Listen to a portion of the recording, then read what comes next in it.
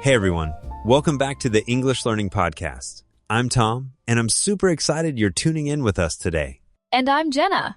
We're both born and raised in the U.S., so you're definitely getting some authentic native English vibes here. Thanks for joining us. It always feels good to connect with learners all over the world. Jenna, do you want to kick off our topic for today? I'd love to. We're diving into something that pops up constantly in conversations, texts, and online comments. Abbreviations. You know, abbreviations can be pretty confusing if you're not used to them. They're everywhere. Sometimes it feels like a whole secret language. Totally. I remember texting my aunt LOL once, and she thought I meant lots of love instead of laugh out loud. It can get tricky, especially for learners. That's such a classic mix-up. And some abbreviations aren't even official words, but people still use them all the time. Exactly. The speed of communication, especially online, has made abbreviations basically essential. They save time, but also create this sense of belonging, you know? Let's get into a few you'll see everywhere. For example, LOL, like you mentioned. That's laugh out loud, and I use it all the time in chats. Oh, and BRB is another one I catch myself typing without thinking. It stands for be right back. Super useful, especially if you need to step away for a second. And FYI, for your information. That one shows up in emails a lot, doesn't it? All the time. It's like a polite way to give someone a heads up or share extra details. Something I've noticed is that using abbreviations can make conversations feel more relaxed and friendly, especially online. Would you agree? Absolutely. When I text friends, abbreviations like OMG or TBH just come out naturally. They keep things light, and honestly, it's almost like we have our own code. I get that. It's funny though. If you use too many abbreviations in a formal email, it might seem unprofessional. So true.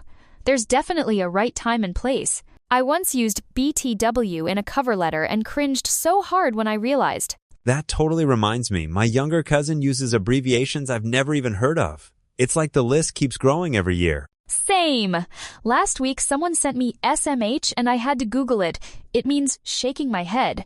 Sometimes I wonder if there's an age gap in abbreviation fluency. It does feel like every generation invents their own slang. Maybe that's why it's easy to feel left out if you don't keep up. It's almost like a moving target, but learning these new terms can actually make us feel more connected, no matter how old we are. You know, I rarely say LOL out loud, but I'll text it dozens of times a day. Do you ever catch yourself turning text abbreviations into speech? Every now and then. I've actually said OMG or TBH during conversations, usually as a joke.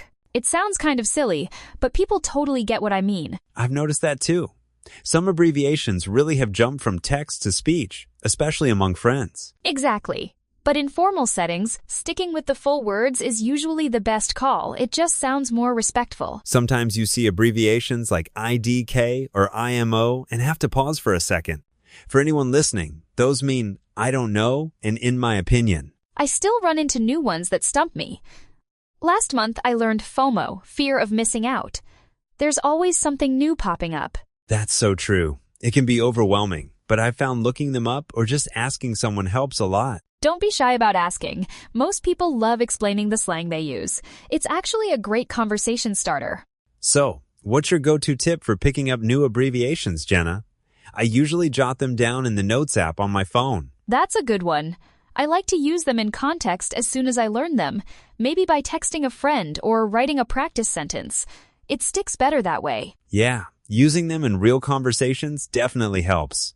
Flashcards can work too, especially if you're prepping for an English exam. And honestly, just being curious helps. If you spot a new abbreviation, look it up right away. The more you see them, the easier they become. Oh, and sometimes abbreviations mean different things in different places. Have you ever had a mix-up with international friends? Actually, yes. A friend from the UK once sent CU for CU, and I thought it was some secret code at first. It's wild how these things change by region. That's such a good point. If you're learning English, it's smart to check if an abbreviation is common in the US, UK, or somewhere else. Definitely. And if in doubt, just use the full phrase. You'll avoid confusion and come across as clear and thoughtful. I really hope this chat made abbreviations a little less intimidating. They can be fun once you get the hang of them, and they'll help you sound more natural. Totally agree. Don't stress if you don't know them all. It's all about learning bit by bit. Soon, you'll be using them like a pro. And if you're enjoying these episodes, We'd love for you to subscribe to our channel. It helps us reach more English learners around the world. Thanks so much for listening today. Keep exploring, keep practicing, and remember, we're here to support your English journey every step of the way. See you next time.